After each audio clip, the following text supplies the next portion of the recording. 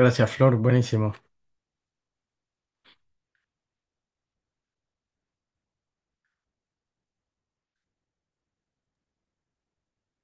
Cuando inicies, Eh, recordá grabar la clase. sí, ya empecé a grabar, ¿eh? Ya me Ah, pues acordé, ya, sí. buenísimo. ¿No les avisó a ustedes? Debería avisarles que estoy grabando y si aceptan seguir participando. ¿No avisó nada? Sí, sí, ahí aviso. Eh, Lo estoy grabando en mi compu y después lo subimos a algún lugar porque en la nube es donde después se borra en 30 días. En cambio, si lo tengo yo, lo puedo subir a YouTube y ahí ya queda grabado.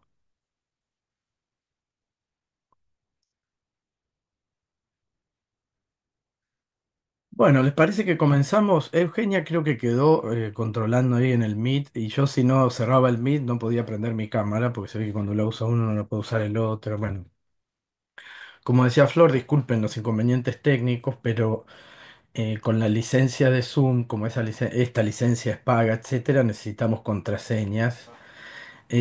Vieron que el Meet es gratuito y nosotros podemos abrir una reunión de Meet, etcétera, pero para esta necesitábamos un código de doble control para ver quién lo utiliza y bueno, eso es lo que no nos ha llegado todavía. Em, Suponemos que teniendo eso ya la primera vez, las próximas veces va a ser más factible.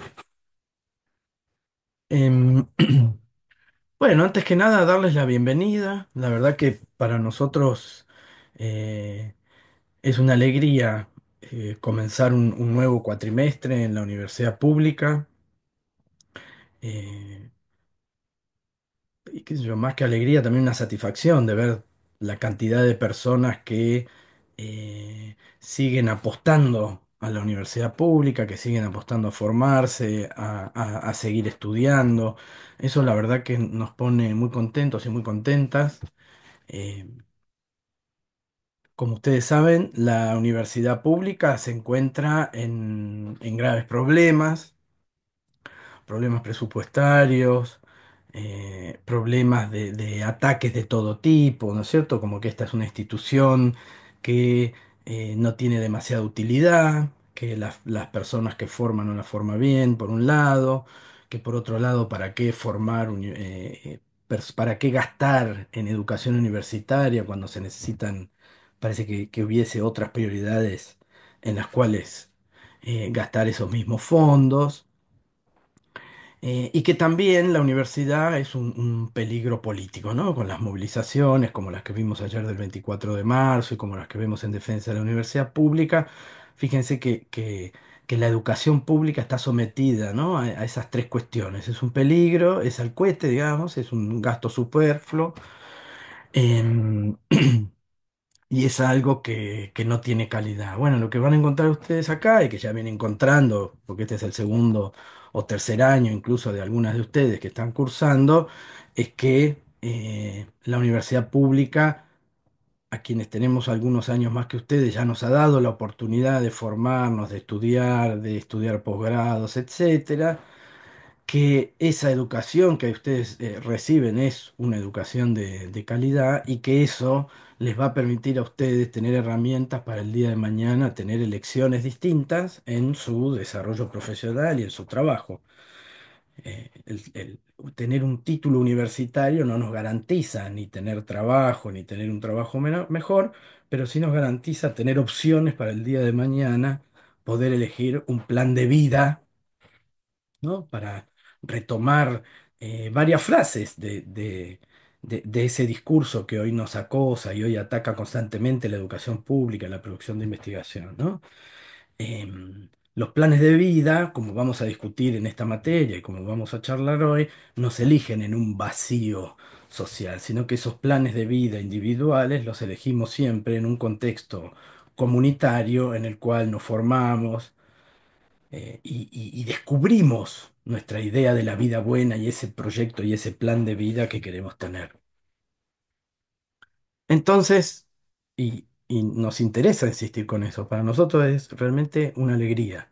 Estamos sumamente contentas y contentos de que ustedes están acá y empezar el curso y nos pone contentos que haya 100 personas esperando para entrar y tener problemas técnicos y poder solucionarlos y que nos podamos juntar acá. Así que darles la bienvenida en ese sentido. Y lo que vamos a hacer hoy, en segundo lugar,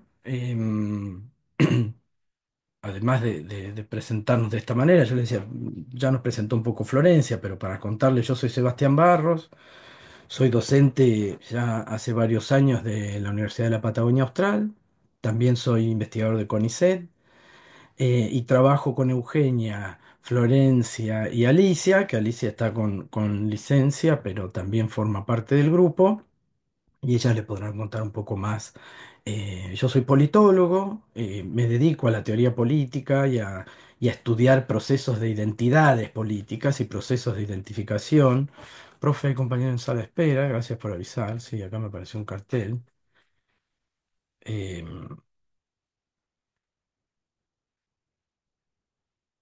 ahí admito. Podría pasar la... Flor, ¿te parece que te pase la administración del anfitrión, se llama acá? Eh, Dale, dale. que vos podés Gracias. estar... Llegó. Dale, gracias, Flor. Flor, ya que estás, contame qué estudiaste, qué haces acá. Genial. Buenos días. Ahí estoy admitiendo también a las compañeras y los compañeros. También soy de Caleta, Olivia, lo dije en el principio para quienes se están sumando. Mi nombre es Florencia. Estoy en la universidad también hace unos años, egresada de esta casa de la Unidad Académica de Caleta, Olivia. Soy profesora en Ciencias de la Educación y a ver. Estoy también en Ciencia, Universidad y Sociedad, en la cátedra de manera presencial. En esta oportunidad estoy mediada por las tecnologías, hace un tiempito que estoy en este equipo, donde estoy creciendo de una manera hermosa, desde teoría política ofrece una mirada muy interesante. Y también, como decía el compañero Seba, nos ofrece una perspectiva sobre lo que entendemos de vida buena, de vida buena. Esperamos que puedan tener herramientas de formación, no solo académica, dentro de su carrera, de trabajo social, sino también herramientas para la vida, herramientas para la vida. Este trayecto universitario tiene mucho que ofrecerles y agradecemos que se comprometan, aún sabiendo que se están conectando de su trabajo, de su casa, con tareas de cuidado y con un montón de cosas de por medio que les atraviesan. Agradecemos este compromiso y esperamos poder dar lo mejor y aprender con ustedes también. Gracias. Gracias, Flor. Y Euge, no sé si ya estás acá y después está, si no, después ya te vas presentando, no te preocupes, porque no te veo acá en el... em, Ah, sí, ahí te Bien, veo. ahí está, ahí está. No se escucha, Euge. No sé si estará silenciada o... No, no se escucha.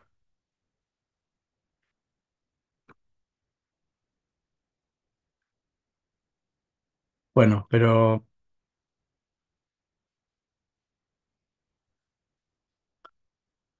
¿O soy yo el que no la escucha? ¿Vos la escuchás, Flora, Eugenia? No, vos tampoco. No, no, tampoco la escucho. Bien. Ahí ya Bueno, Euge, cuando resolví. vos puedas te presentás. No, tenemos tiempo para presentarte. No te preocupes. Bien. Si les parece, comencemos ya con lo que teníamos pensado para hacer hoy, que es un poco presentar la organización de la cátedra. Ustedes ya han tenido acceso al cronograma, el programa en el aula virtual. Muchas de ustedes ya incluso se presentaron en esa presentación, que a nosotros nos permite, eso es decir, importante, no solo por chusmas, para saber quiénes son y más o menos qué les gustó en la carrera, sino también para saber quiénes efectivamente. Vieron que hay gente que se inscribe y luego no puede cursar o tiene algún problema, pero entonces ya tenemos como una lista más definitiva de quiénes van a estar participando efectivamente de las clases, ¿no? Esa era la intención de la presentación. Y ustedes habrán podido ver que allí hay eh, una serie de cuestiones en el aula virtual a la cual ustedes deben prestarle atención, ¿no? En primer lugar, esa va a ser nuestra forma de comunicación más regular, ¿no? Con los anuncios. Vieron que ahí hay una etiqueta que es sobre una sección que es sobre anuncios de la asignatura. Bueno, ahí les vamos a ir avisando a ustedes, como hicimos la semana pasada, si llega a haber cualquier inconveniente para tener la clase. Nosotros de todas formas igual vamos a dar alguna actividad, sea la presentación o sea alguna lectura, alguna guía de lectura, algo para que ustedes puedan seguir trabajando y no perdamos eh, esas posibilidades de trabajo. Y por otro lado, ustedes van a encontrar allí las dos cosas más importantes de alguna manera que tiene la materia. Y que son dos cosas sumamente importantes porque les van a permitir a ustedes seguir con mayor precisión el cursado de la materia, ¿no? Eh, Hay momentos, bueno, ustedes ya vienen cursando eh, en la universidad hace un tiempo, o sea que esto que les voy a decir no es nada sumamente novedoso. Confírmenme si ya están viendo la pantalla que les estoy mostrando, ¿sí? Sí, Em, sí, se ve. Dale, gracias.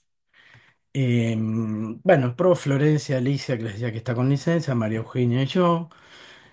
Ustedes van a encontrar allí algo que es sumamente relevante para cualquier materia de la universidad, que es un programa, ¿no? Ustedes piensen que van a leer textos que trabajan sobre temas muy diversos. Sí, nosotros tenemos esa breve introducción que escribí yo sobre la teoría política moderna. Después van a ver que hay dos capítulos del libro, básicamente sobre una tradición liberal y la tradición de la democracia radical. Pero ustedes se van a encontrar textos que quizás tienen bastante información, información con las cuales ustedes pueden estar más o menos familiarizadas, porque no todo el mundo ha leído algo sobre teoría política. La teoría política tampoco es algo tan específicamente técnico que ustedes al leer un texto no vayan a entender nada, sino que van a entender casi todo, pero por ahí hay algunas cuestiones más técnicas que sí es que uno se las puede pasar por alto, pero simplemente por no estar tan familiarizada o familiarizado con los textos que está leyendo. Entonces, donde ustedes van a tener herramientas para poder identificar qué es lo que tienen que buscar en esos textos o qué es lo que vamos a conversar acá, es en el programa de la materia. El programa de la materia, fíjense que es el que le va a identificar a ustedes qué tienen que buscar en todo eso que leen, ¿no? Profe, disculpe, hay Sí, dale. compañeros que quieren ingresar a la clase y no pueden. Dale, gracias por avisar. Ahí les damos la... Gracias, Carla. Estoy atenta y no me figuran. Que vuelvan a intentar, por favor. Avisarles que vuelvan a intentar ingresar. Entonces les decía, digo, hagamos un ejercicio muy simple. Si yo les doy a ustedes para leer ahora una noticia sobre las movilizaciones de ayer por el 24 de marzo, ¿no?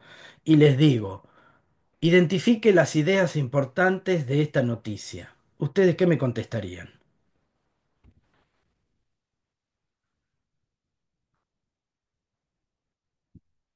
Inventen, no importa si leyeron o no una noticia, pero ¿qué buscar? ¿Cuáles serían las ideas importantes de una noticia sobre las movilizaciones del 24 de marzo? Y no es una pregunta ¿Qué retórica, efecto tuvo? ¿Qué ¿cómo, efecto perdón? tuvo la movilización? Bien, ¿qué efecto tuvo? ¿No? Entonces yo puedo responder, imagínense, bueno, pero yo más que los efectos estoy pensando en cuánta gente fue. Bueno. Claro, el impacto, El impacto, claro, pero el la impacto, concurrencia. bien, el impacto y la concurrencia, sí, pero en realidad yo quería ver el impacto de la concurrencia en cada uno de los lugares, porque no es lo mismo Córdoba que Mendoza y que Caleta. ¿Cómo seguiría? ¿Qué más buscarían? En los sectores populares o en los sectores más concentrados o más cerrados, como, no sé, los que tienen más plata, no sé, la diferencia entre el pobre y el rico, qué impacto tuvo también. Bien, bien, claro, yo podría buscar eso, pero en realidad a mí me interesaba ver un poco más también qué lugar le daba la nota periodística, qué lugar le daba a las imágenes, ¿no? En la presentación de esa noticia. Fíjense, podemos seguir infinitamente dando ideas y ninguna va a estar bien y ninguna va a estar ni bien ni mal. Podemos ver todo eso en una noticia. Impacto, impacto en determinados grupos sociales, efectos políticos, el tamaño de las fotos en cada uno de los diarios, el espacio que le da cada uno de los diarios según eh, eh, su enfoque editorial, periodístico, el lugar que Sería le da la noticia. lo que sería la estructura, puede ser, sería la estructura de la noticia de dónde está ubicada, si en la primera plana de un diario, por ejemplo, Por ¿a ejemplo, eso se ¿no? refiere?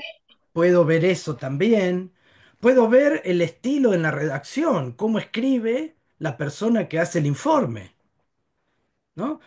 Puedo ver cómo utiliza los verbos, cómo adjetiva, qué adjetivos utiliza, cómo usa los signos. Es decir, yo en un mismo texto puedo encontrar un montón de ideas importantes.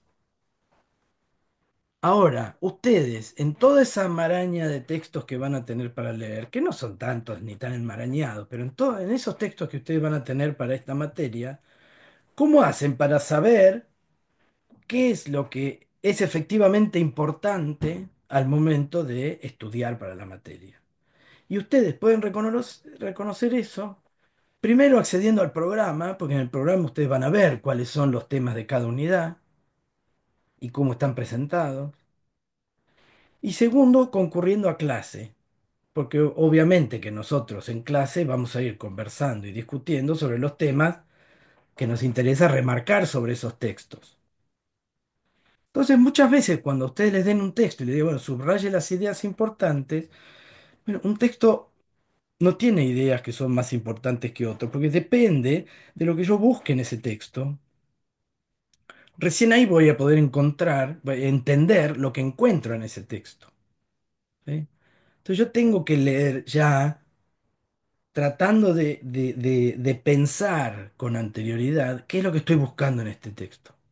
¿Para qué me sirve leer esta introducción a la teoría política moderna? Bueno, a ver qué dice el programa. El programa dice que eso es como una introducción, un encuadre para qué temas discute la teoría política y cómo nos puede servir la teoría política para pensar algunos problemas del trabajo social.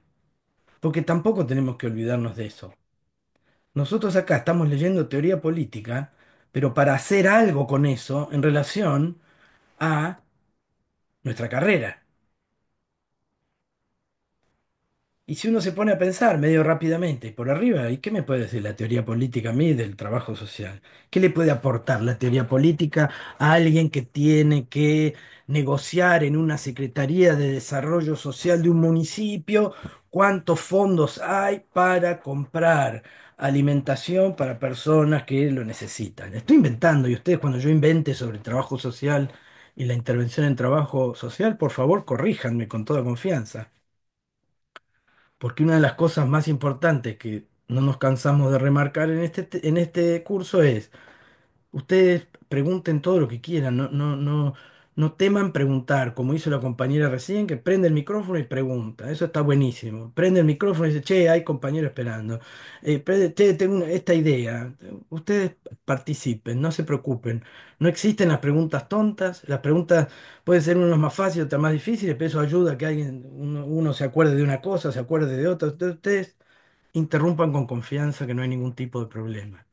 Y cuando nosotros querramos parar esa dispersión, le vamos a decir, bueno, a ver, ahora no pregunten más, que vamos a decir dos o tres cosas. Así que ustedes pregunten, no, no.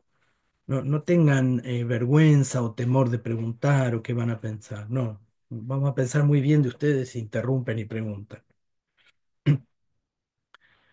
Entonces eso, ¿no? Yo quería, Dale. perdón, ¿no? Sí, perdón por la interrupción. Yo iba a decir, lo iba a escribir por las dudas para no interrumpir precisamente, pero bueno, eso iba a decir que con respecto a lo político, la profesión que nosotros estamos estudiando, en la que nos adentramos, y el trabajo social, lo que venimos siempre escuchando, sí, son las dimensiones que nos representan y una de esas es la política, o sea, nuestra profesión está atravesada por lo político, entonces si no comprendemos lo que sucede alrededor de nuestra profesión con respecto a esa dimensión que es tan importante para nosotros, y estaríamos bastante desorientados, ¿no? Como para complementarla con esta otra dimensión que es la instrumental, la práctica, ¿no es cierto? El ejercicio de la profesión. Muy bien. Perdón, pero yo no veo quién habló. Decime, cuando hablen, digan el nombre, así más o menos me voy a ver si logro acordarme de algún nombre, aunque sea. Ah, sí, perdón, soy Sofía, Sofía Sofía. Mastracchio. Bien. Gracias, Sofía. Exacto. Al mismo tiempo, fíjate cómo uno podría hacer el mismo razonamiento que hacíamos recién con el programa de la materia y los textos que ustedes tienen para leer. Yo puedo decir el trabajo social está atravesado por la política. Ahora, puedo hacer una pregunta más. Bueno, a ver, ¿de qué modo? ¿Cómo entendemos la política? Porque yo puedo decir, bueno, el trabajo social está atravesado precisamente por las políticas públicas, ¿no? Es decir, hay algo de la administración pública que atraviesa el trabajo social, ¿no? Ahora, yo también podría preguntarme, si el trabajo social está atravesado por la política, ¿por qué no hablamos de trabajo político en lugar de trabajo social?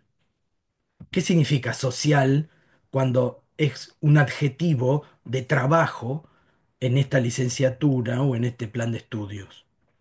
¿No? ¿Qué hay de social y qué hay de político en ese trabajo? ¿Y cómo lo pensamos? Y bueno, y esa era una de las cosas que me interesaba comenzar a charlar hoy, ¿no? Esa idea de lo social y esa idea de lo político para empezar a precisamente a tratar de tematizar y de pensar qué significa esto de estar atravesado por la política y por qué el trabajo social se llama trabajo social y por qué no se llama trabajo político, pero cómo la política está y va a estar íntimamente vinculada en un montón de aspectos con el trabajo social y de los cuales en esta materia vamos a ver simplemente uno, ¿no? En términos teóricos, al cual ahora vamos a hacer un poco de referencia. Pero antes completo con las dos cosas que hay, porque recién preguntaban también en el chat sobre las clases. Sí, las clases van a ser los martes a esta hora, y si las grabábamos en la nube, las clases iban a quedar grabadas por 30 días, o sea que las personas que no tienen acceso a esta clase las van a poder encontrar grabadas para seguirlas, pero sin embargo, si ustedes pueden participar, no necesitan participar las 2 horas, sino que pueden participar un rato para hacer alguna consulta, para hacer alguna pregunta, eso está bueno. Precisamente por esto que hablábamos antes, ¿no? Les va a permitir a ustedes identificar mejor qué es lo que tienen que buscar cuando se sientan a leer, cuando se sientan a estudiar, a hacer alguna otra actividad de las que les vamos a ir dando, etcétera. Y también van a encontrar en el aula virtual un cronograma de trabajo, ¿no? Que les va a ir diciendo día por día qué es lo que vamos a trabajar. Y que este año quedó pipí cucú porque Eugenia lo hizo. Ustedes van a ver en mis PowerPoint, etcétera, que lo mío no es el diseño gráfico, pero por suerte sí hay personas que le ponen más garra al diseño gráfico y la verdad que ese cronograma quedó buenísimo. ¿Estamos? Gracias. ¿Me escuchan ahí? De paso aprovecho a ver si puedo Ahora sí, hablar. Euge, ahora sí. Vamos, estoy teniendo una serie de inconvenientes técnicos, todos juntos. Bueno, aprovecho para decirles buenos días a todos, a todas, y que continúe Seba con la presentación, así no se hace más largo, pero no quería dejar de saludar. Ya me fui del Meet, ya está, ya estoy acá.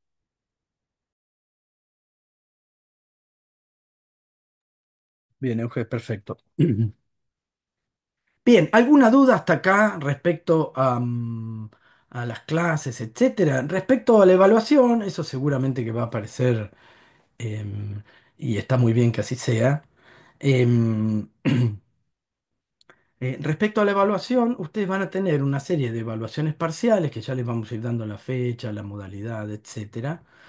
Em, y la materia tiene el régimen de promoción, es decir, que si ustedes sacan más de 6 o 7, no me acuerdo cómo era, pero después lo averiguamos, o si alguien lo sabe, ya lo puede decir, si alguien saca más de esa nota en- durante la cursada, no tiene que rendir final, sino que ya aprueba la materia. Si saca entre 4 y 6 o 4 y 7, después les digo bien, obtiene la regularidad, obtiene el concepto y después tiene un tiempo determinado por reglamento para rendir el final de la materia. ¿Sí? Como ustedes van a ver en el cronograma, hay algunas materias que van a, perdón, algunas clases como esta que va a ser más expositiva y va a haber otras clases en las cuales ustedes van a tener que trabajar mientras estamos en la reunión. ¿Alguna duda hasta acá? ¿Algo que quieran comentar, que quieran preguntar respecto a la organización de las clases? ¿Algo que yo me haya olvidado que Flor o Euge quieran sumar?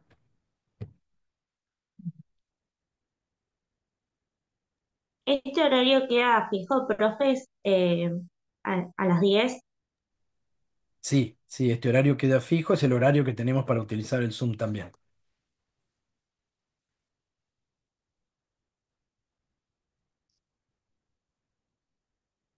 Si alguien tiene alguna dificultad con el horario, con el día, con lo que fuese, no se preocupen, comuníquense con nosotros a través del aula virtual, em, y ahí nosotros podemos ver cómo hacer para que ustedes puedan seguir cursando, ¿no? La idea es que nadie quede sin cursar por temas de horario, por problemas de cuidado, por problemas laborales, etcétera. Así que eso sí, ténganlo en cuenta, no dejen la materia por ese tipo de cuestiones em, sin una charla previa con alguien del equipo, ¿sí? ¿Estamos? ¿Seguimos, les parece? ¿Ahí vamos bien?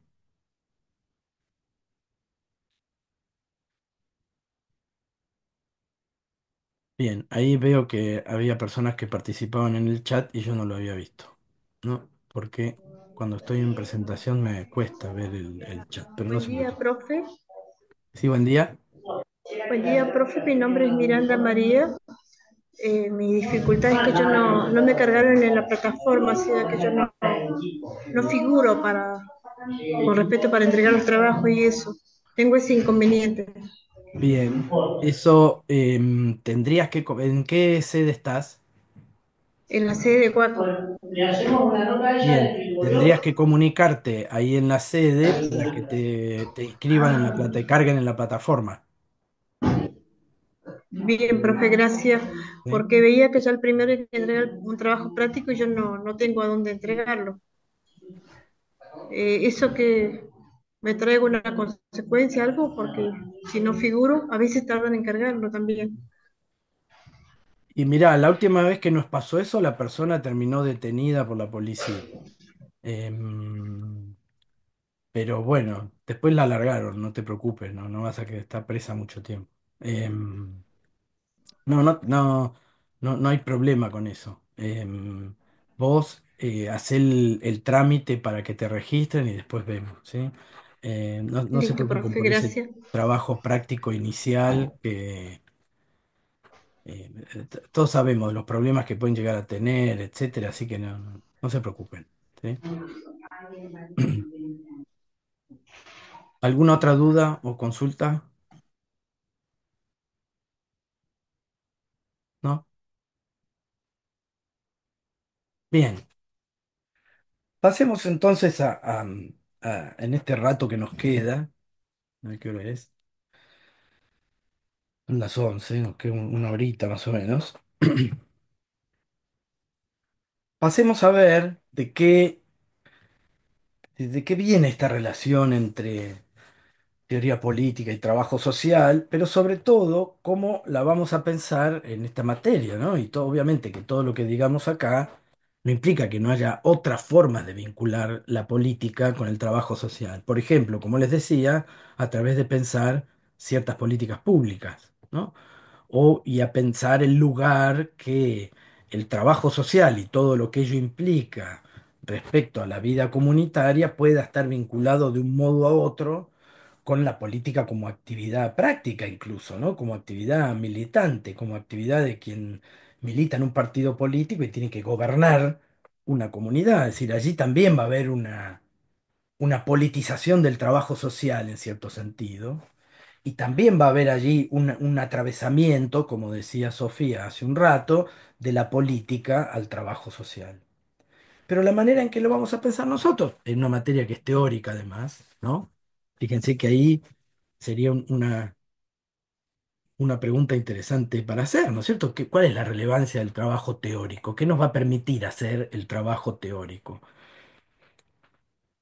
En ciencia política, que es la disciplina de la cual yo vengo, la teoría política es una de las ramas, si se quiere, de la disciplina. Yo no sé si ustedes en la carrera de trabajo social, por ejemplo, tienen una materia que se llame teoría del trabajo social.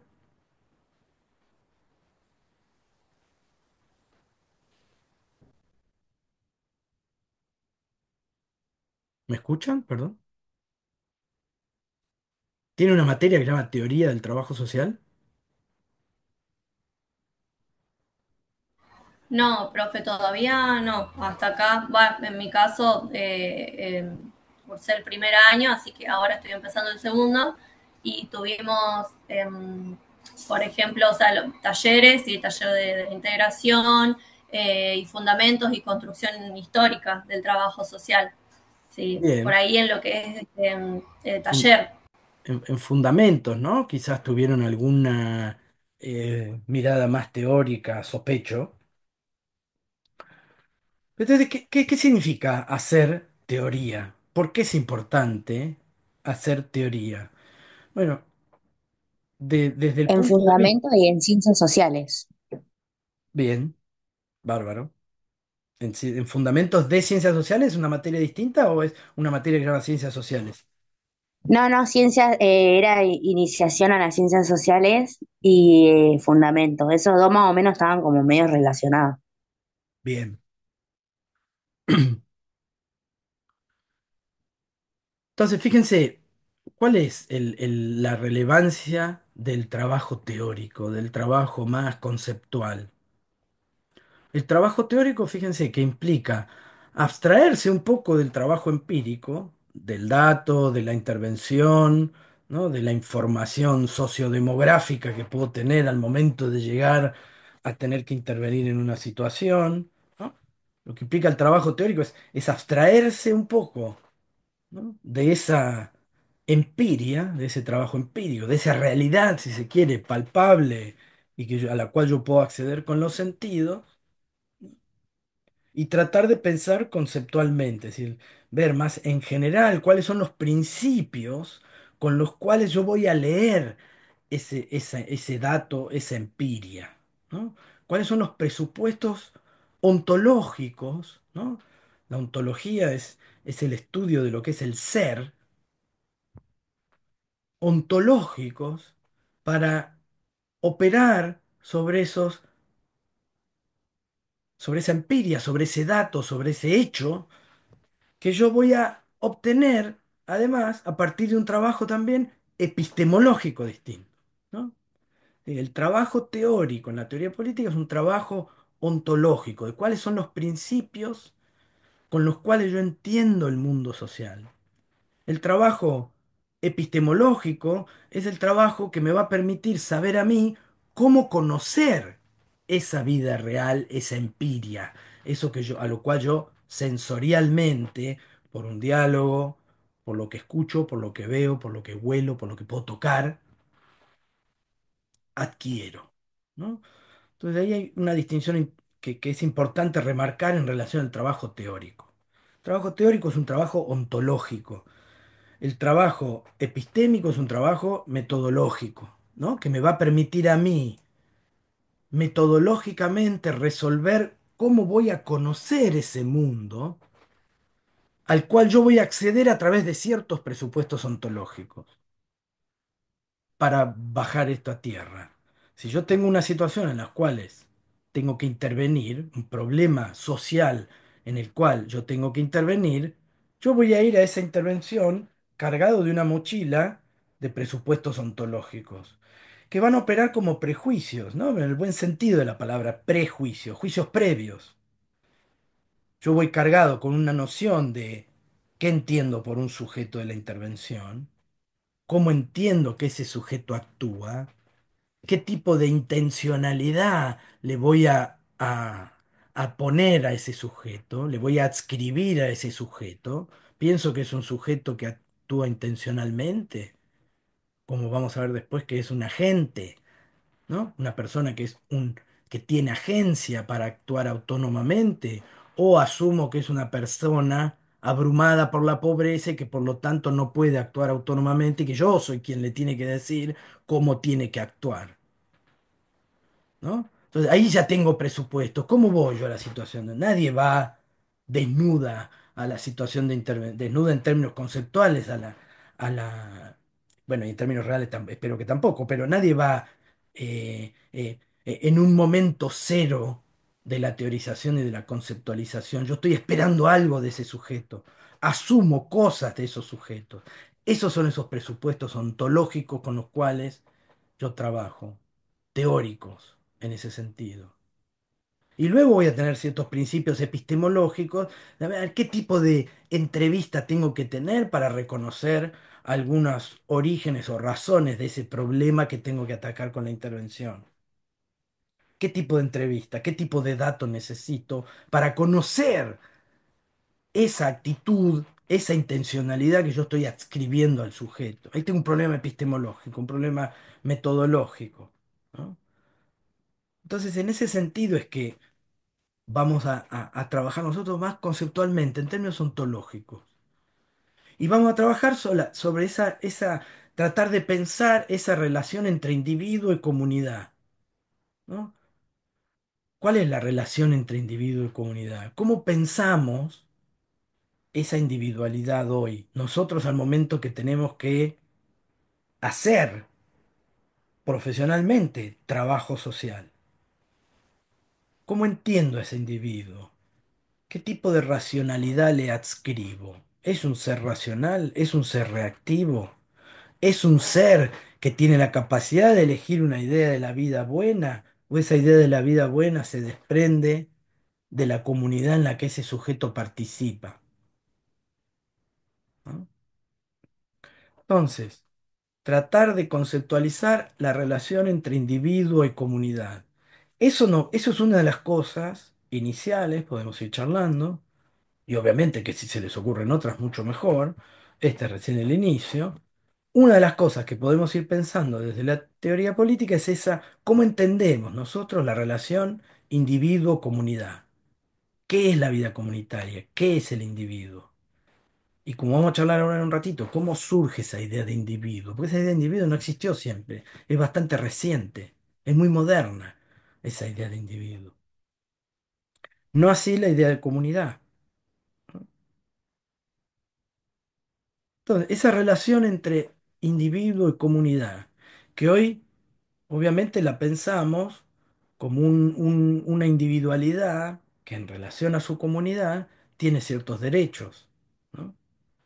Piensen que dentro de la tradición en la que nosotros vivimos, que es la tradición del constitucionalismo liberal, si se quiere, porque efectivamente la constitución argentina es una constitución liberal. Fíjense como siempre pensamos los derechos individuales como preexistiendo a la vida comunitaria.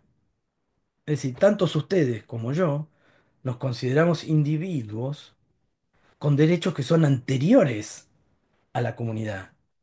La idea de derecho humano, ¿qué implica? ¿No? El derecho a la vida, el derecho a la educación, el derecho a la propiedad, el derecho al trabajo. Eso implica que hay un sujeto que tiene ciertos derechos que son anteriores a cualquier relación social. Es decir, y como son anteriores, hay que respetarlos a rajatabla. Bueno, eso es un componente sumamente liberal, ¿no? El, de hecho, es el punto ontológico central de la Constitución Nacional y de esa Constitución y de ese constitucionalismo liberal que la atraviesa. Hubo otras constituciones, sí, que tenían un tinte liberal menor, pero esa idea de que tenemos un derecho que es anterior a la vida comunitaria y que como es anterior debe ser protegido, sigue primando, ¿no? Entonces, mi idea de la vida buena, qué quiero estudiar, de qué quiero ser cuando sea grande, qué quiero trabajar, de qué quiero, cuántos hijos quiero tener, si me quiero casar o no, etcétera, es un derecho individual frente a la vida comunitaria, ¿no?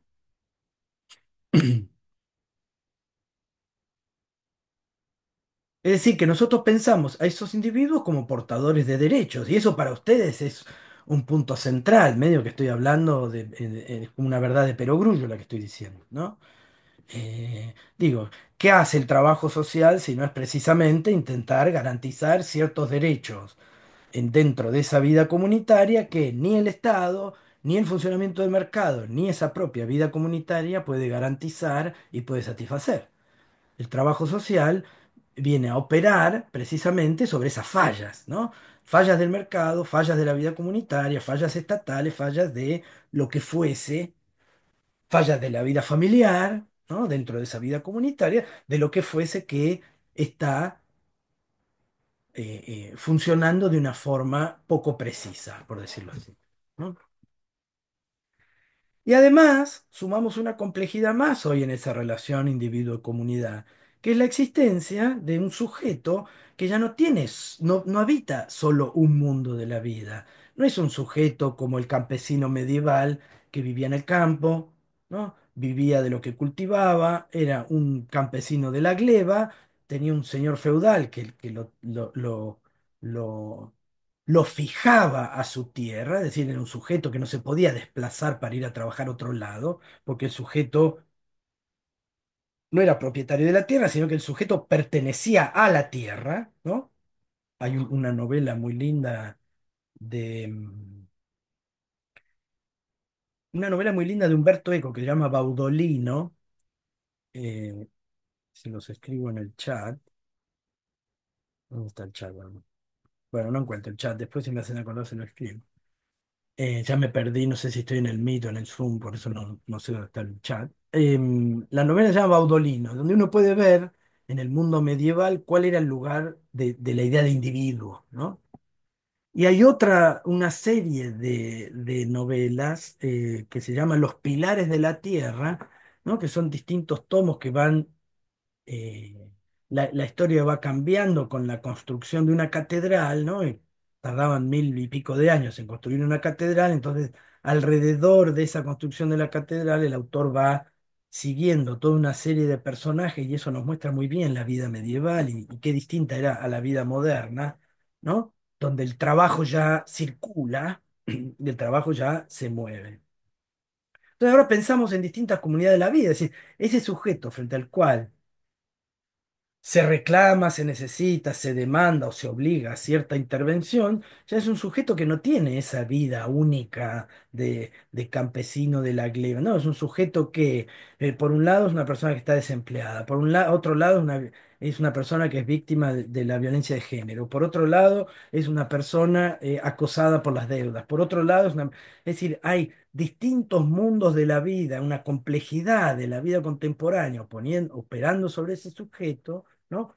¿No? Un sujeto que está sometido a presiones del mercado para consumir, para disfrutar, para ser feliz en las redes, en las propagandas televisivas, un sujeto que esos mundos de la vida no le alcanzan para satisfacer todas esas presiones y responder a todas esas demandas, ¿no? Un mundo sumamente complejo en relación a esa vida campesina que tendría otras complejidades, no lo vamos a negar, pero que es distinto a lo que hoy exige la vida moderna a ese sujeto. Y bueno, entonces, evidentemente la relación individuo y comunidad ya no va a ser la misma hoy que fue hace 20 años cuando no teníamos redes sociales. Incluso para esa situación de intervención, vamos a ver cómo esas demandas, ¿no? Esas tensiones, esas presiones a las que las redes sociales y los medios de comunicación someten al sujeto, están operando también al momento de la intervención. si seguimos ese razonamiento, ¿no? Que hay un sujeto que tiene una vinculación específica con la comunidad, que lo pensamos como un sujeto de derecho y que esos derechos son anteriores a la vida comunitaria, por lo tanto, de esos derechos deben ser garantizados, respetados y, y, y respetados, ¿no? Y cómo ese sujeto al mismo tiempo, un sujeto y una vida comunitaria que son complejas, la vida comunitaria y la subjetividad es algo distinto a lo que nos podíamos imaginar hace unos años, no digamos más complejo, menos complejo, porque sería, no es una pregunta muy relevante, pero sí distinta, esa complejidad es diferente hoy que hace unos años. ¿Cómo pensar la politicidad del trabajo social? ¿Cómo pensar esto que decía la compañera, ¿no? De que la política atraviesa el trabajo social? Entonces, y tratar de empezar a ver cómo la politicidad, por un lado, puede operar como un mundo de la vida dentro del trabajo social, como una esfera con la cual el trabajo social necesariamente tiene que vincularse, en términos de políticas sociales, en términos de política militante partidaria, en términos de la vida de la sociedad civil. Es decir, hay un momento en el cual la disciplina se cruza fuertemente con la política, ¿no? Pero también tratar de dar ese paso atrás, ¿no? Para alejarse de esa politicidad cotidiana y tratar de, a ver, ¿qué hay de político en la relación entre trabajo social y sujeto de la intervención? ¿Qué hay de político en la forma en que nosotros pensamos ese sujeto? ¿Y qué impacto tiene la forma en que nosotros pensamos esos sujetos y esas subjetividades? ¿Qué efectos tiene sobre nuestro propio trabajo? Como trabajo, como profesionales del trabajo social, ¿no? Entonces, la teoría política nos lleva a pensar políticamente esa vida en sociedad, a tratar de pensar políticamente esos vínculos y esas relaciones de ese sujeto de la intervención. Relaciones entre nosotros y el sujeto, relaciones del sujeto con otro sujeto, pensarlas como relaciones de poder, relaciones conflictivas. Y conflictivas no en el sentido que vamos a salir a agarrarnos a piña con el tipo. Haceme caso y hace esto y le doy dos cachetazos, ¿no? No es conflictivo en ese sentido. No se trata de el uso de la violencia física o del monopolio policial que puede tener el Estado para forzar a alguien a hacer un tipo de tratamiento o no, o de mandar un niño o niña a la escuela, etcétera. No, estamos pensando esa conflictividad en relación a esas tensiones constantes que el sujeto recibe. Recibe y obviamente que fuerza y también otorga, ¿no? También genera tensiones ese propio sujeto en relación a profesionales, en relación al Estado, en relación a la vida comunitaria, en relación a las relaciones intrafamiliares, etcétera. Esa conflictividad que constantemente está tensionando al sujeto, ¿no? Lo está poniendo en juego. Y por momentos ese sujeto entra en proceso de subjetivación y por momentos esos procesos de subjetivación se apagan, si se quiere, ¿no? Entonces, hacia esa discusión nos gustaría llevar esta materia, ¿no? Tratar de pensar la politicidad del trabajo social, a dónde está ese atravesamiento político del trabajo social. Sabemos que están las políticas públicas, sabemos que están en la forma en que nosotros definimos el sujeto de la intervención, sabemos que está en el rol de estatal, ¿no? Digo, sumamente vinculado a la idea de política. Bueno, tratar de precisar esas relaciones, tratar de tematizar y teorizar sobre ese tipo de vínculos. ¿Sí? Recuerden que pueden interrumpir con toda confianza, decir algo. Yo no sé si estoy hablando solo, si me están escuchando a alguien, si se cortó. Sí, sí, lo escuchamos, profe. Ya veo que Escuchamos, Sí, se estamos escucha, aprendiendo. profe. me mandaron un WhatsApp diciendo se cortó. No, sí se No, escucha, pero profe, lo estábamos escuchando, no se quiere por ahí interrumpir, pero hicimos por ahí algunos aportes en el chat, como para no cortar con su No, pero diálogo. córtenme a mí, no usen el chat. ¿Dónde está el chat acá? ¿Participantes acá estará? No.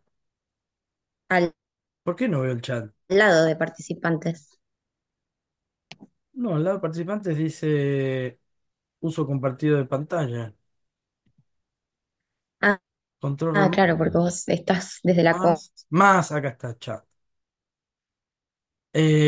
Un distinto. montón de cosas pusieron y no me avisaron. La vemos trabajo social como una dimensión teórico-metodológica respecto a las materias. Bien. El individuo se forma en la comunidad y a su vez contribuye a su una relación de interdependencia. Bien, eso guardémoslo para después. Eso es biopolítica y sujeto psicosocial. Muy bien. ¿No? La idea de biopolítica, eh, bueno, no lo vamos a charlar específicamente, pero es como un trasfondo ¿no? De tratar de ver cómo se constituye ese bios, ¿no? Esa vida en la comunidad, esas fallas que suelen generar vulnerabilidad. Bueno, no hablamos de vulnerabilidades, ¿no? Y efectivamente, la política va a actuar cuando aparezcan esas vulnerabilidades y va a ser central la forma en que esas vulnerabilidades son presentadas políticamente, ¿no? Si yo voy a alguien a decirle, ay, pobrecita, qué vulnerable, es que, y cualquier cosa que diga o que haga lo voy a aplicar por esa vulnerabilidad, bueno, obviamente que no voy a estar haciendo de ese sujeto ni asumiendo que ese sujeto es un agente, es alguien que autónomamente puede poner su propio mundo en palabras y decir, no, mira, lo que me pasa es esto, esto y lo otro, y lo que yo necesito es esto, esto y esto, ¿no? Entonces la vulnerabilidad tiene esa contracara. Yo puedo, y echarle toda la culpa a la vulnerabilidad, o puedo politizar esa demanda, decir, no, no, yo soy vulnerable por estas y otras otras razones, y acá, para que yo deje de ser vulnerable, hay que hacer esto, esto, esto y esto. Y si ustedes siguen haciendo eso otro, yo voy a seguir siendo vulnerable. Lo que no quiero es estar sujeto a esa vulnerabilidad. Ahí hay una forma distinta de entender esa idea de vulnerabilidad, ¿no? Y Y por lo hay otra tanto, forma. ¿cómo Euge? Está la forma, digo que está también la forma de la heroicidad. Qué grande, qué ejemplo de vida, ¿no? Exacto, ¿no? Cuando alguien tiene que atravesar una discapacidad o alguna cuestión de, no sé, el estudio en el medio de una situación de pobreza, ¿no? Y qué ejemplo de vida, ¿no? Sí, Individualizado totalmente. claro. Ejemplo de vida, la maestra que anda en burro 15 kilómetros para ir a ver a su estudiante que no tiene plata para ir a la escuela. Digo, está bien. Claro, Ahora, lo que sacar necesito. al término vulnerabilidad de ese enfoque de víctima o héroe, como dice la profesora Eugenia, sino, o como mostrarlo como un ejemplo, o como cuando hablamos del lado de la maternidad, por ejemplo, que la madre tiene que ser superheroína porque tiene que trabajar, estudiar, alimentar, hacer las tareas del hogar. Bueno, sacar todo desde ese lado o la vulnerabilidad dejar de asociarla a víctima, sino de Desde el entender que por posicionamiento. ahí hay, claro, de ese posicionamiento, sino que entender que hay quizá un derecho que está siendo vulnerado y darle la posibilidad a este individuo de que ese derecho, bueno, deje de vulnerarse, quizá porque hay no sé, desde el punto de vista político, desde el enfoque político, hay cuestiones que no se están atendiendo, ¿no? Por ejemplo, es lo que se me viene a la mente. Bien, bien, ¿no?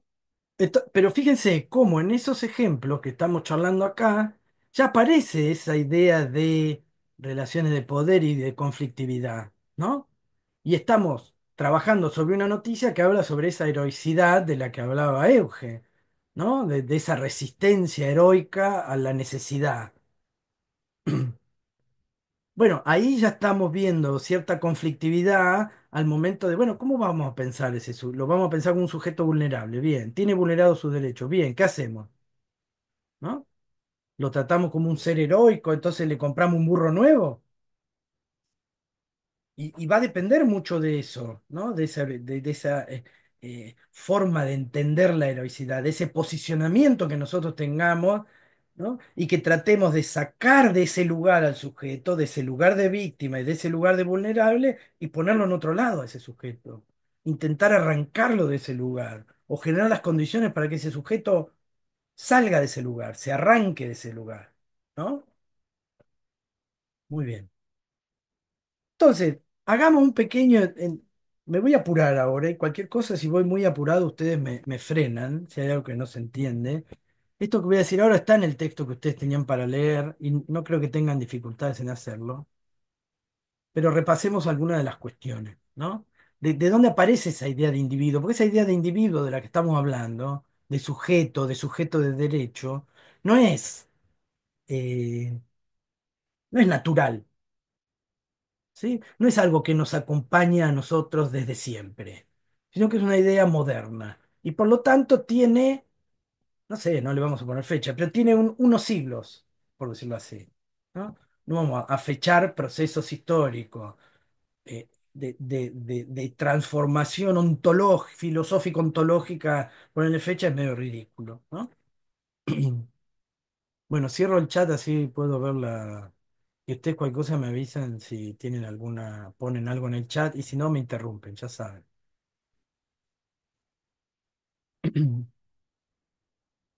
Digo, cuando uno intenta rastrear esa idea de individuo,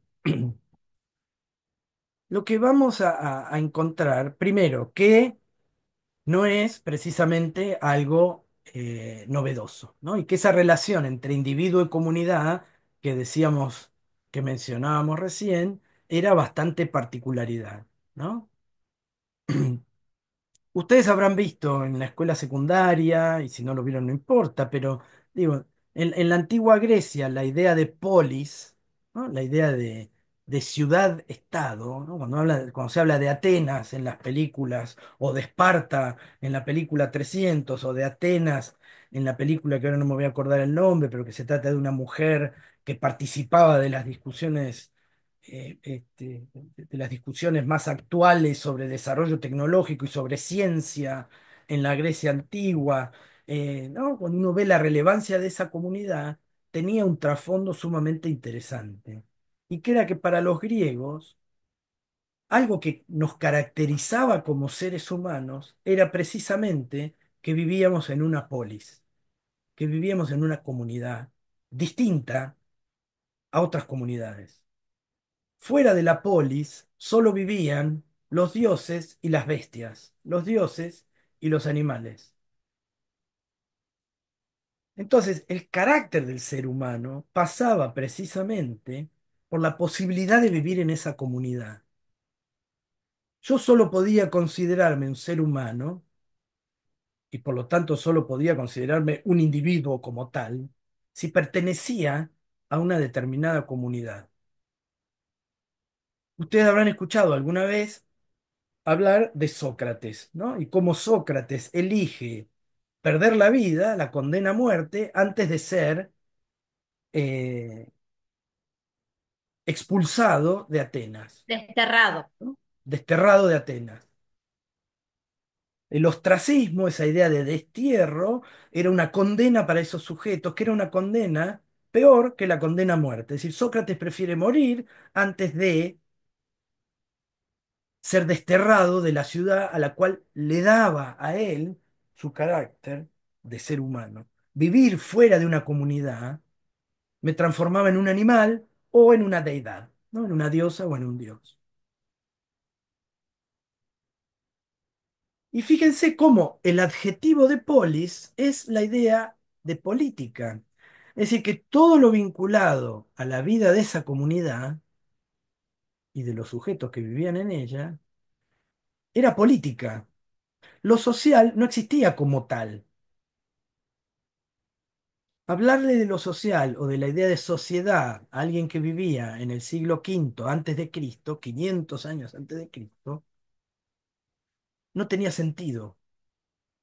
La vida de la comunidad era una vida política, en la cual esos sujetos participaban asiduamente de las asambleas de esa ciudad, eran asambleas públicas, en las cuales se juntaban 40 veces al año, que es un montón, es casi una vez por semana, todos los habitantes que tenían voto en esa comunidad y definían los asuntos públicos.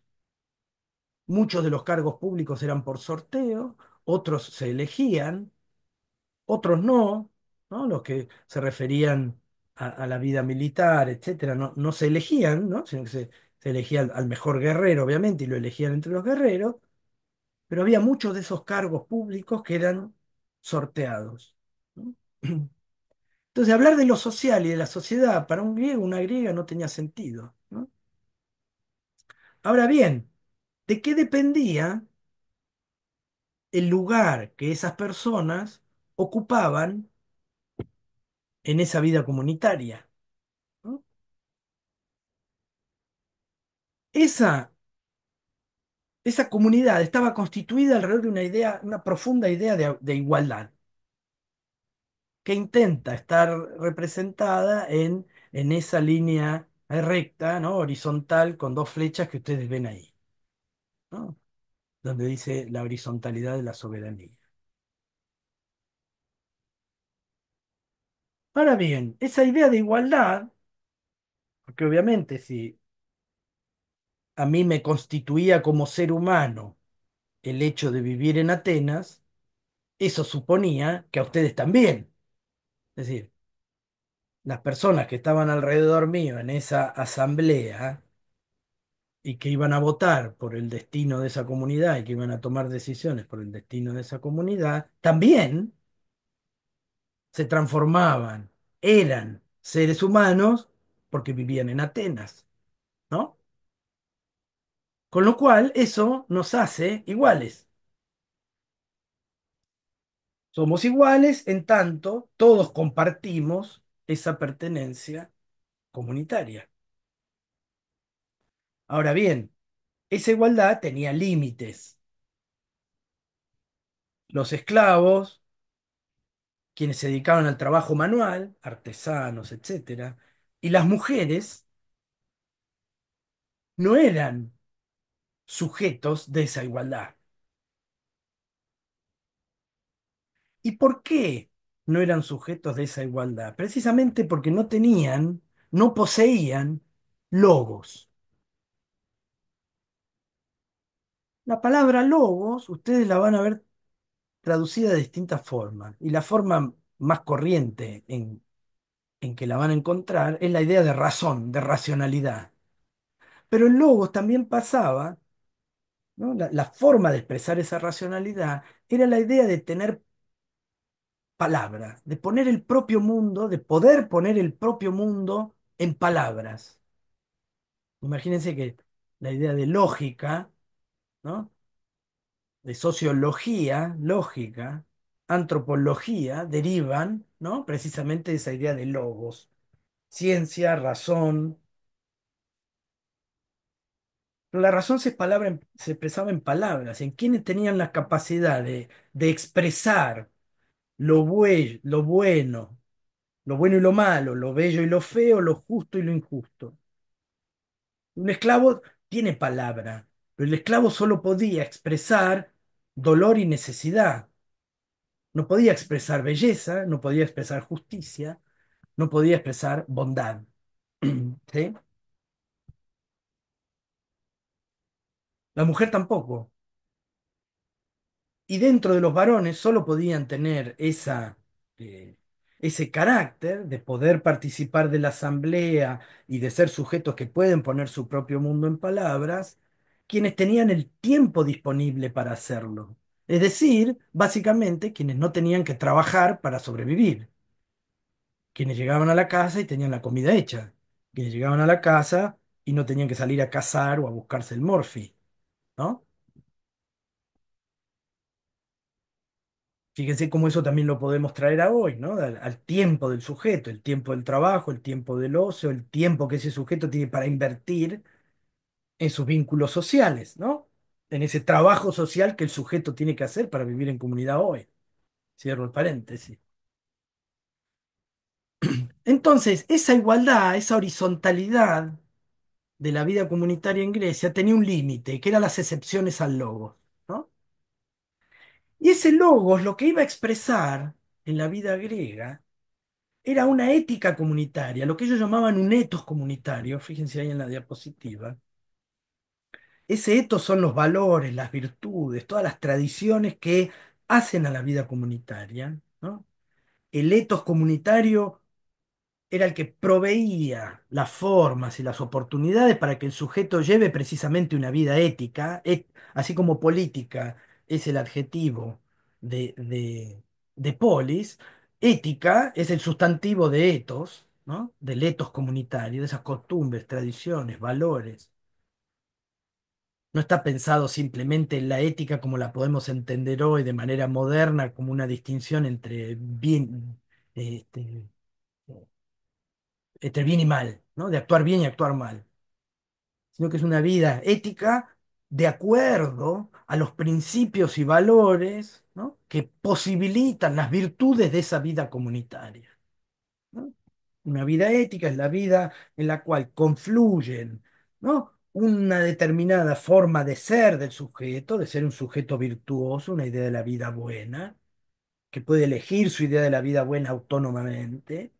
Eso se va a mimetizar, eso va a estar de acuerdo, va a estar en consonancia con una determinada forma de hacer, cierto principio de acción para ese sujeto, ¿no?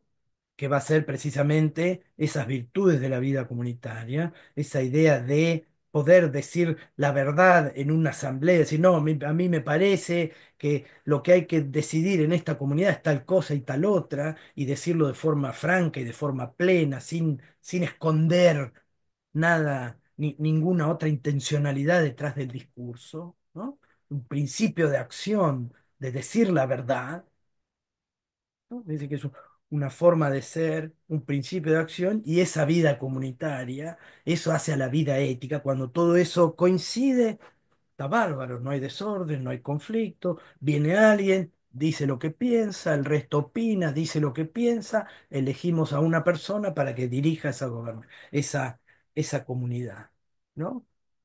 Entonces, el autogobierno, la idea de que nos gobernamos a nosotros mismos a través de que elegir a alguien que efectivamente nos convenció de que ese era el camino a seguir.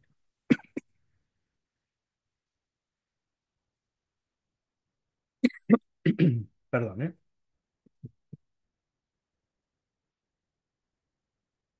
Esa igualdad tenía dos nombres para los griegos. La idea de isonomía, iso es igualdad, nomía viene de nomos, de norma, la igualdad ante la ley, que decimos hoy, y la isegoría, que es la igualdad en la toma de la palabra pública, ¿no? La libertad de opinar, de participar, de movilizarse como nos movilizamos de ayer, etcétera. Isonomía y segoría son los dos conceptos, ¿no? Que institucionalizaban esa política horizontal en la Grecia antigua, ¿no? Obviamente con las excepciones a ese logos de las que hablábamos recién, ¿no? Mujeres, esclavos, artesanos, no eran iguales porque no tenían esa capacidad precisamente de descubrir y explicitar y decir esa verdad ética de la vida comunitaria, ¿no? ¿Por qué? Porque eran personas que para sobrevivir siempre dependían de otro. La mujer de su marido, el esclavo de su amo, el artesano dependía de quien le daba trabajo. Los otros hombres no dependían porque eran propietarios de la tierra y por lo tanto disponían del trabajo de la mujer, del trabajo del esclavo y pagaban el trabajo de esas personas que hacían trabajo artesanal. ¿Hasta ahí vamos?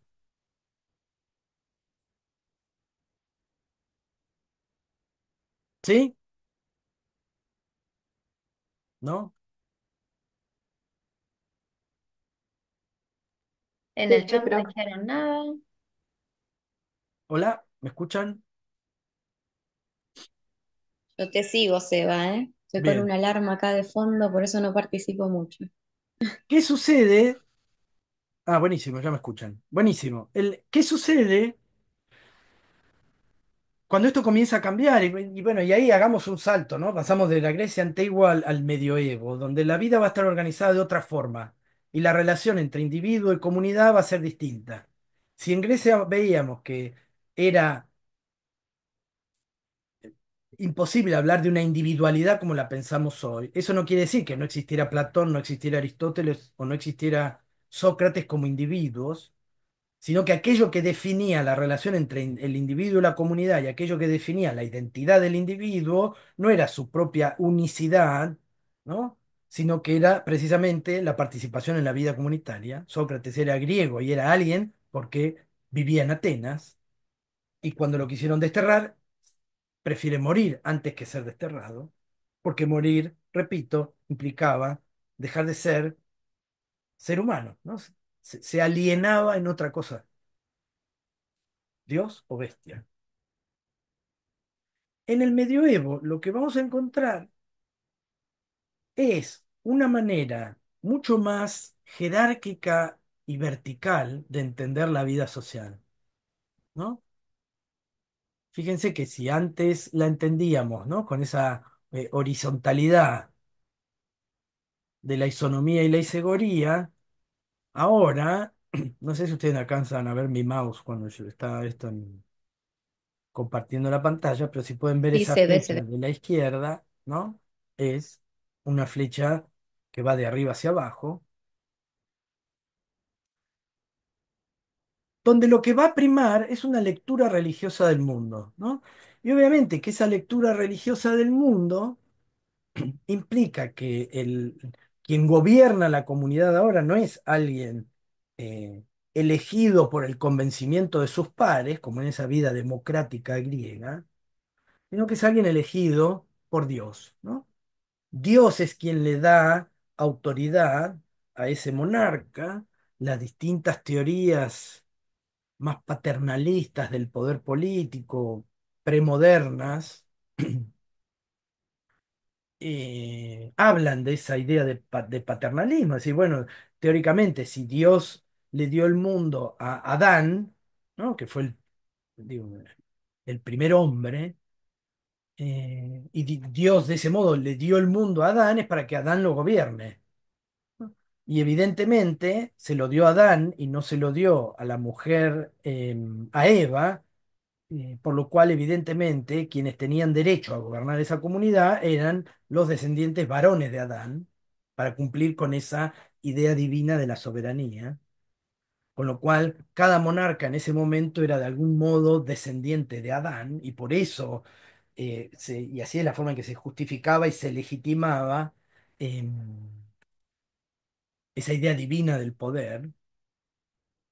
John Locke, uno de los autores centrales de la tradición liberal, en un libro que se llama El Tratado sobre el Gobierno Civil, son dos tratados. En el primer tratado tiene una discusión muy interesante con otra persona que llamaba Robert Filmer sobre precisamente esa lectura paternalista del poder político, y Locke obviamente que le dice, Robert, es una ridiculez lo que estás diciendo, ¿cómo sabemos si es descendiente o no de Adán?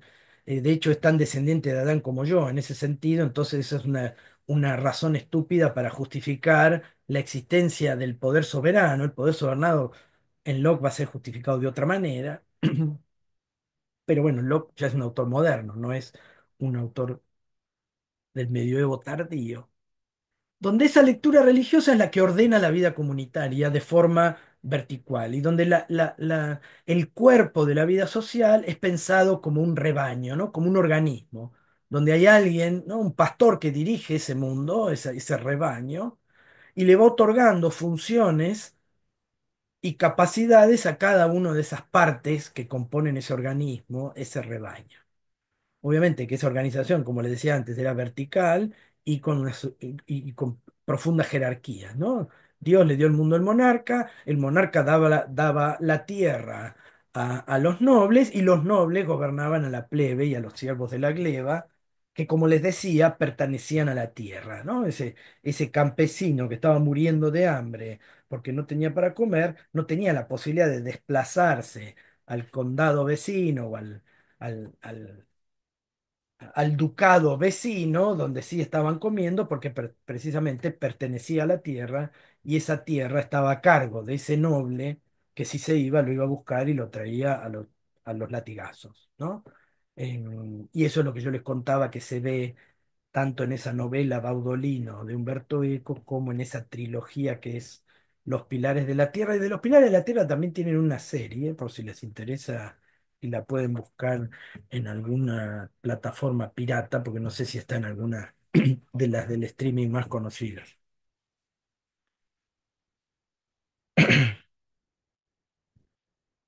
Esto con la modernidad va a cambiar. Y va a cambiar de una forma radical ese organicismo y ese orden divino, ¿no? Donde fíjense, en el cual no hay ninguna reflexión posible de esas personas, ¿no? Ninguna autorreflexión sobre el lugar que ocupan en la vida social. Yo soy noble porque soy hijo de un noble. Y como noble, bueno, puedo llegar a transformarme en monarca, pero nunca voy a ser plebe.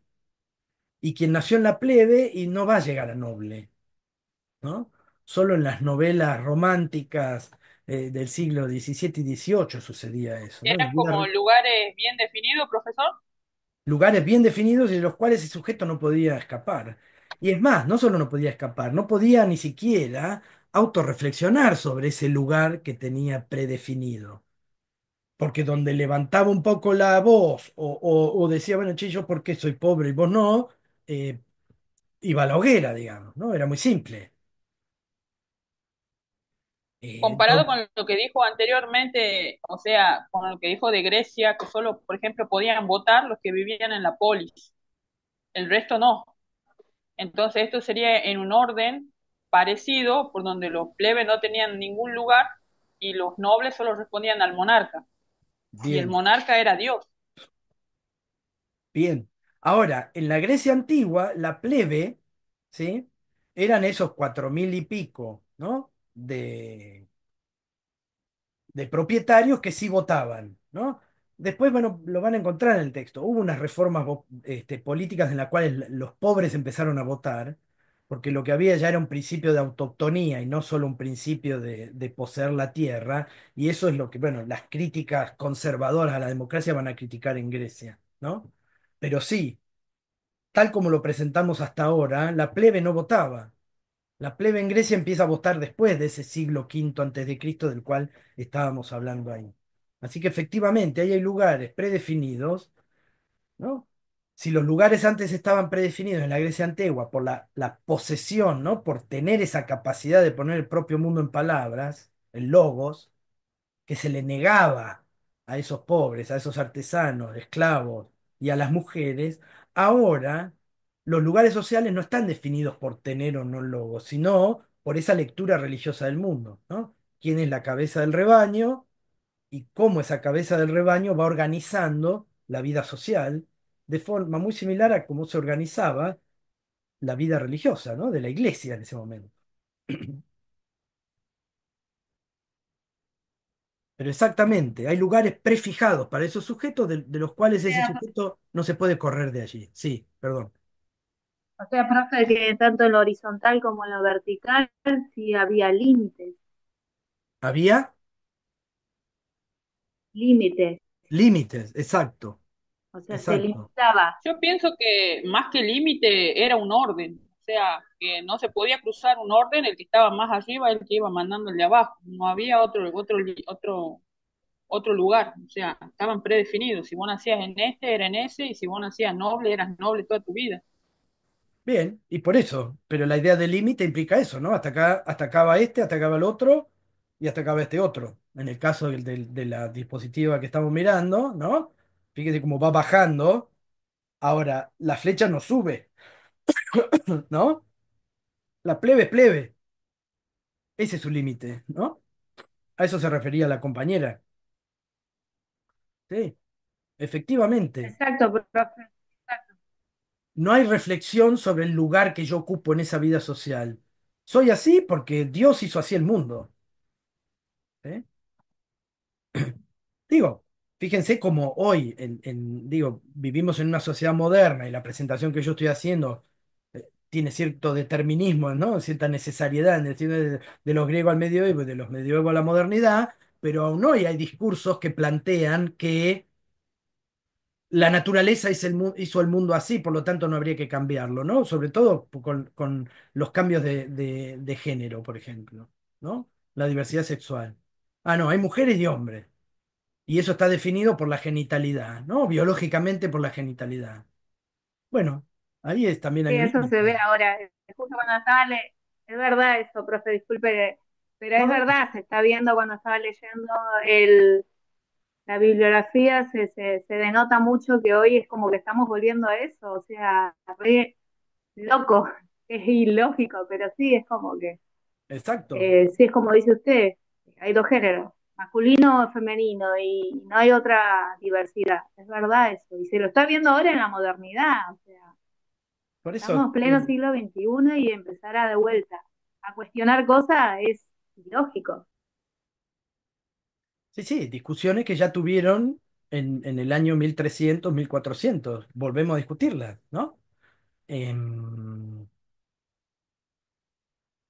entonces, uno puede hablar de ideas medievales o de ideas griegas. Digo, la idea de igualdad ante la ley, la idea de la igualdad en la toma de la palabra, también está presente hoy en esas democracias liberales. Y esas democracias liberales, esa libertad de los antiguos o libertad de los modernos, como hablaba uno de los autores que leíamos en este curso, eh, todavía hay elementos de ambas libertades que están operando hoy. Pero fíjense que las discusiones que estamos tratando de dar son discusiones que tienen algún grado de actualidad, ¿no? Donde esa lectura ya no necesariamente religiosa, pero sí una lectura conservadora, ¿no? Y reaccionaria, en el sentido que reacciona frente a otras lecturas que se van a plantear como progreso, como progresivas, ¿no? Esas lecturas conservadoras que reaccionan sobre esa progresividad van a dar lugar y van acompañadas muchas veces de esas lecturas religiosas del mundo, ¿no? La idea de que la naturaleza y Dios nos hicieron hombres o mujeres y que el carácter de ser hombre o mujer, de masculino y femenino, se deriva de la genitalidad, ¿no? Como si no hubiese otras formas de pensar la sexualidad, de pensar el género. Entonces ahí también hay límites, ¿no? No, bueno, acá tenemos que poner un límite. Entonces, si le dan educación sexual integral en la escuela, la gente va a terminar toda no distinguiendo entre mujer y varón, y eso no puede ser. ¿Por qué? Y porque hay una jerarquización de la vida comunitaria, de pensar a la vida totalitaria como un cuerpo con funciones específicas, la mujer, la nena con los Un nenes, el pibe con los- adoctrinamiento, ¿no? un adoctrinamiento. Puede ser, es ¿en qué sentido adoctrinamiento? Y pensado desde la iglesia, nacieron hombres y mujeres, nada más. O sea, es un adoctrinamiento que se tiene que respetar hasta en la actualidad. Fue también noticia hace poco lo que quiere hacer Donald Trump con respecto al ejército de los Estados Unidos. O sea, hombres o mujeres. Bien. Ya no hay otra cosa. No, te Otro ejemplo. preguntaba porque viste que en muchos casos se habla de adoctrinamiento cuando se plantea la educación sexual integral en las escuelas, ¿no? Dice, no, eso es adoctrinamiento de la ideología de género, por eso te preguntaba. Porque en realidad la idea de adoctrinamiento tampoco tiene mucho sentido, ¿no? La idea de adoctrinamiento, ¿qué sugiere? Un sujeto que no puede pensar por sí mismo y que cualquier cosa que le digan en la escuela o cualquier cosa que políticamente intenten imponerle, la va a aceptar. Entonces, yo soy una persona que va a la escuela, me hablan de homosexualidad y me voy a hacer homosexual, por arte de magia. O voy a la escuela de Trump y tengo cierta orientación homosexual, entonces como voy a la escuela, y no, me voy a hacer heterosexual porque fui a la escuela de Trump, lo cual es estúpido, digamos, ¿no? La idea Totalmente, de... profe, totalmente. Pero Claro, si usted se pone a analizar con respecto al cuadro que estamos viendo, y hay un adoctrinamiento, porque un plebe nunca va a dejar de ser plebe, un noble nunca va a dejar de ser noble, monarca, o sea, sí, nadie puede aspirar a otra cosa, o sea, es así porque Dios lo quiso así. exacto. Y lo que nos interesa remarcar de eso que muy bien estás marcando es que no hay posibilidad de autorreflexión de ese sujeto sobre qué quiere para su vida buena. Entonces, pensemos que es totalmente, y fíjense cómo esto es totalmente contradictorio del discurso libertario. El discurso libertario plantea que no quiere poner ningún tipo de obstáculo para que el sujeto, el individuo, elija la idea de vida buena y el proyecto de vida que quiere tener, y que no tenga interferencias en ese sentido. Pero por otro lado, al momento de pensar su sexualidad, ese sujeto no puede tener un proceso de autorreflexión. Tiene que ser, si tiene pene es varón, si tiene vagina es mujer, se acabó ahí. Eso es totalmente contradictorio con pensar que hay un sujeto que autorreflexiona sobre su lugar en el mundo, que tiene una serie de preferencias, que puede jerarquizar esa preferencia y decir me gustan más las peras que la manzana y la manzana que la naranja y elegir las peras. Como elige ser mujer o varón o no binario, ¿no? Entonces, es totalmente contradictorio pensar la libertad del plan del proyecto de vida individual por un lado y por otro lado cercenar ese proceso de autorreflexión respecto a ciertos aspectos de la vida individual, ¿no? Muy bien. En O la sea, modernidad, profe, sí, tanto dale. para, perdón, No, no, sí, dale, dale. o sea, en conclusiones, sí, en conclusiones el tema, o sea, ya hemos leído lo de horizontal y vertical. En conclusiones, la autorreflexión es el objetivo del ser humano para no limitarse o no llevarse por pensamientos, no sé, como en este caso de la sexualidad, que te inculca en sí masculino o femenino. Exacto. O sea que cuando nosotros autorreflexionamos, cuando reflexionamos, ahí es el origen de cambiar ese pensamiento tanto vertical como horizontal. No sé si me explico. Es lo que Sí, usted nos acaba de decir. te explicás perfectamente y está muy bien. Ahora, llevemos eso al trabajo social. ¿Qué significaría? ¿Qué nos puede dar eso para pensar el trabajo social? ¿Ese proceso de autorreflexión es solamente nuestro en tanto profesionales? ¿O es lo que nosotros tenemos que intentar provocar en ese sujeto de la intervención? Ese proceso de autorreflexión. Si seguimos el razonamiento como lo hace la compañera, disculpa que no alcancé a ver tu nombre, ¿quién habló recién? Claudia. Claudia Rivera. Claudia, como decía recién, si uno sigue esa reflexión que está haciendo Claudia, ¿qué supone la autorreflexión sobre el lugar que ocupo en la vida comunitaria? Bueno, supone, primero, que puedo hacerlo, es decir, que me considero y soy representado por esa vida comunitaria como un igual para tomar la palabra, y que tengo derecho a hacerlo. Esa idea de derecho, del sujeto de derecho del que venimos hablando inicialmente. Isonomía e isegoría. Bueno, si soy un profesional del trabajo social, yo tengo ese derecho a hablar y tengo ese derecho a tomar la palabra. ¿Y el sujeto de la intervención?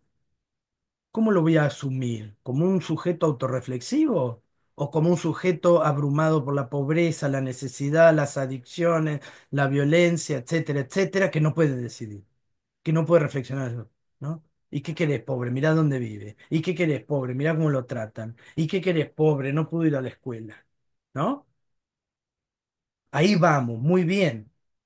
A esas preguntas nos tenemos que empezar a hacer. La teoría política, la historia política nos muestra esto. Bueno, cómo nos impacta eso? ¿No? ¿Por qué nos interesa? Si yo estoy en un contexto moderno, posmoderno, como quisiéramos llamarlo, ¿no? Donde fíjense, la idea de Dios ya no es, eso no quiere decir que las religiones hayan desaparecido, pero sin embargo, la autorreflexión que nosotros tenemos sobre el mundo ya no depende de esa lectura religiosa del mundo. Digo, yo no soy profesor universitario porque lo quiso Dios, soy profesor universitario porque me gustó, lo elegí, me seguí formando y acá estoy, ¿no? Tuve un concurso y acá estoy, trabajo en una universidad que yo elegí, en la cual yo quiero trabajar y en la cual estoy muy contento. No es porque Dios lo quiso así, yo estoy acá por otra cosa, yo no pienso mi vida en términos divinos. Y eso no quiere decir que yo no pueda haber sido una persona religiosa, pero que piense la religión de una forma distinta, ¿no? Como alguien que define cierta forma del mundo o una vida posterior a la vida física, no sé, ¿no? Ahora, estamos en la universidad y nadie va a decir que Milei, Alberto Fernández y Cristina Fernández de Kirchner fueron presidentes porque Dios así lo quiso. No, fueron presidentes porque los elegimos nosotros. Entonces, quien nos gobierna, en el caso que está ahí la diapositiva, el monarca o la monarca, la reina o el rey, no heredan ya su poder de una idea divina de la soberanía, ¿no? De una lectura religiosa del mundo. Sino que ahora sí, ¿no? Fíjese, cuando se pierde esa lectura religiosa del mundo, esos redondelitos que antes que simulaban sujetos en una línea de igualdad plana por la isonomía y la isegoría, en el caso de los griegos, plana, porque eran todos siervos de la gleba que pertenecían a la tierra. En el caso del medioevo, ahora esos globitos están, digo, esto estaría bueno hacerlo con alguna audiovisual que se mueva, pero mi capacidad técnica y gráfica es muy pobre, entonces no puedo hacer eso, ¿no? Lo ideal sería algo que se transforma, ¿no? Y que de esa linealidad de la isegoría se pase a ese triángulo de la lectura religiosa del mundo y que eso empiece a moverse y fíjense cómo esos sujetos ya no están en una línea igualitaria. Hay igualdad en tanto ya no hay una verticalidad de la representación, sino que la representación va de arriba hacia abajo. Van a ver ustedes que el capítulo sobre liberalismo del libro que tenemos para leer, el capítulo 3 se llama precisamente Tradición liberal y representación, o liberalismo y representación, ahora no me acuerdo perfectamente el título, pero es algo así, ¿no? La idea de representación, ¿qué es lo que tenemos que representar? ¿Por qué hay representación ahora y antes no había representación? Bueno, porque el lugar del poder político en la modernidad se va a transformar en un lugar vacío, donde ya no lo ocupa alguien necesariamente porque Dios lo puso ahí, sino que quien lo ocupa lo vamos a elegir nosotros. Es un lugar vacío, que no está necesariamente ocupado por alguien, está ocupado por cualquiera. Rancière, que es uno de los autores que vamos a leer en este curso, tiene una frase que es muy linda. La democracia es el gobierno de cualquiera, porque efectivamente es así. Y está muy bueno que así sea, ¿no? Porque eso supone que cualquiera puede ser autorreflexivo, que cualquiera puede convencer a los demás de que la dirección para la vida comunitaria es esa y no la otra. Entonces, cada vez que escuchemos una crítica a la democracia, pero ¿y qué querés? Mirá, estos negros de mierda votan. Cuando escuchemos ese tipo de crítica, no sabe leer y escribir y vota. Bueno, precisamente la democracia es eso, y eso es lo que la hace buena, no mala. Que cualquiera nos puede gobernar. ¿Eh? Que la democracia es precisamente el gobierno de cualquiera. Obviamente que eso nosotros lo podemos poner entre un montón de comillas, ¿no? Porque hay que ver quiénes son los cualquieras y las cualquieras que llegan allí, y qué tradiciones vienen, y cuáles son los procesos políticos, etcétera. Pero en términos conceptuales, teóricos, que es lo que estamos tratando de hacer hoy acá, la democracia es el gobierno de cualquiera, porque la modernidad implica la desaparición de esa lectura religiosa del mundo. Y eso hace que ese lugar del poder soberano quede vacío. Ya no sea necesaria el cuerpo del rey para ocupar ese lugar. Ahora sí, entonces, va a haber un proceso de autorreflexión, ¿no? Porque esos sujetos van a reflexionar sobre el lugar que ocupan, ¿no? En esa igualdad desigual de la modernidad.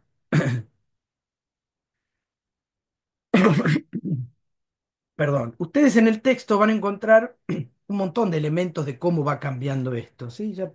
De cómo se va debilitando la lectura religiosa del mundo, la idea de derechos naturales, de ciencia, etcétera. Si les parece, siendo las 12 ya, vamos a dejar por hoy.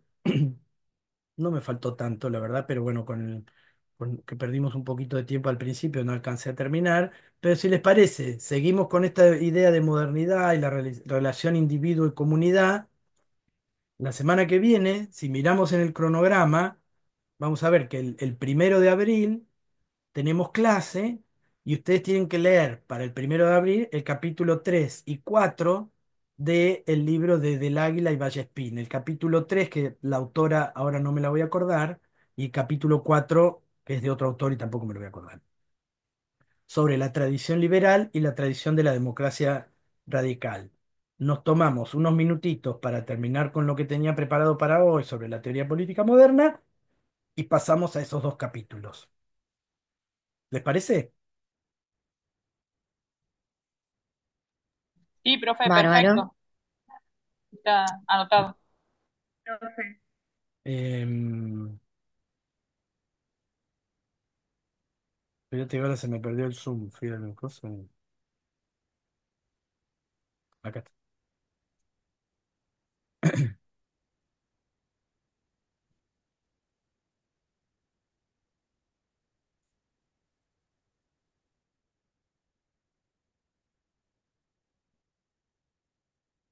Perdón, todavía no corten. Bueno, ¿qué les pareció la clase? Hasta mientras podemos escuchar devoluciones. Sí, Me dale. pareció muy interesante, Acá está. estuvo bastante buena, donde se habló desde el principio de lo que teníamos que leer algo y se aclararon algunas dudas. Bien, ¿alguien más?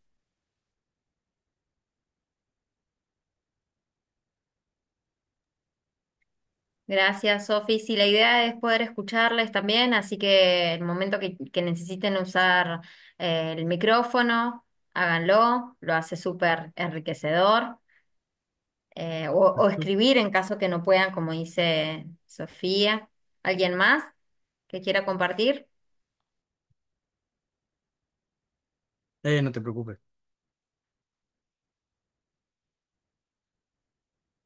Sí, estuvo muy interesante. Me quedó un poquito, cuando estaba leyendo la bibliografía, algo de los sofistas de Grecia, y es como que me quedó el tema de la elocuencia, Bien, y cómo se está viendo hoy el tema de la persuasión en los medios, en las redes, con el tema de las libertades que también el profe también habló en la clase. Estaba muy bueno y bueno, me quedó más, No hay problema, todo más en suma y concreto. lo vamos a retomar igual. Sí, Gracias, porque no Claudia. entendí esa parte, porque no entendía, y cuando el profe habló sobre las libertades y los límites, ahí es como que más o menos engranó lo que hablaba esto de los autistas. Está bien, habló superficialmente, habla acá, pero no entendía por qué sucedía esto. Y bueno, el profe cuando habló ajá, sobre el ahogo, sobre los derechos que tenían algunos, ahí me quedó muchísimo más claro. Está muy bueno, la verdad, y se está viendo lo que dice el profe, se está viendo hoy en la modernidad. Hoy en el pleno siglo XXI se están viendo estas cosas de nuevo, ¿no? bien. Es ilógico, pero bueno, o cuestionar cosas, ¿no? De vuelta, es como que sí. Pero sí, gracias, profe, la verdad, una excelente clase. Bueno, qué suerte que te gustó. La idea de elocuencia es bastante, claro, si las leyes no son naturales y lo que prima es esa costumbre y esas tradiciones de la vida comunitaria, obviamente que no hay una sola lectura de eso, siempre va a haber una pluralidad de logos intentando darle una dirección a esa comunidad, ¿no? Y en esa Grecia antigua, en esa asamblea en la cual se decidía la elocuencia, la idea de poder convencer a los demás elocuentemente, persuadir de, con un mejor argumento, se transforma en algo importante, la toma de la palabra, ¿no? Y el logos era precisamente esa argumentación racional. Lo que van a decir estos autores, y bueno, hay un momento en el cual ese argumento racional y ese uso del logos se termina. ¿Por qué? Y porque aparecen grupos que empiezan a ya no decir lo que realmente piensan, sino lo que es mejor para ellos, ¿no? A representar intereses particulares. Eh, y aparece la retórica como la idea de la utilización del lenguaje para engañar a los demás en lugar de para poder conversarlos con buenos argumentos, ¿no? Y cosas que hoy están efectivamente en el tapete con el funcionamiento de las redes sociales y de la inteligencia artificial y de un montón de cosas. Por eso la teoría política todavía tiene cosas para decir en relación a esas cuestiones, ¿no? De repensarlas.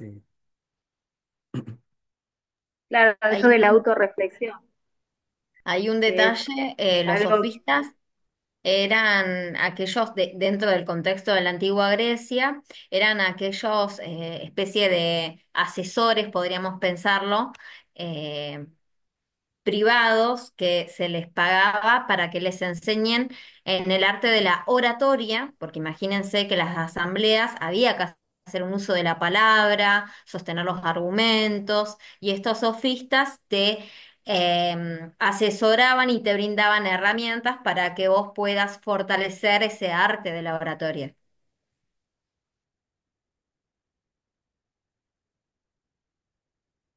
Bien. Bueno, gente, quedamos así entonces. Nos vemos el martes que viene a las 10. Supongo que en este mismo enlace, pero si no, ya les pasaré. Si llegan a dar otro, les pasaremos el enlace por el aula virtual. ¿Sí? Profe, Y una lo chequeamos consulta. antes. Estaba Sí, viendo el PDF de lo que hay que leer para la siguiente clase. El sí, capítulo 3 es el que está titulado El discurso liberal, sí, para no confundirme. sí. Ah, bueno, genial, gracias.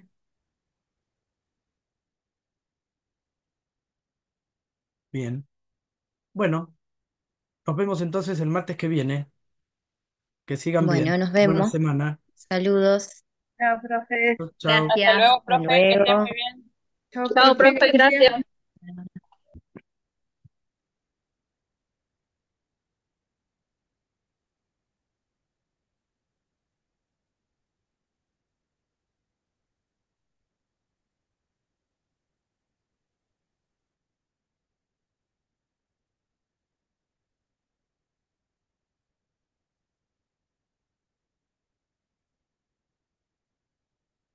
Bueno, gente, nos vemos ahí en el WhatsApp, ¿quieren? Sí, dale. 2 minutos. Dale. Abrazo. Chau, Nos chau. vemos. Chau, chau.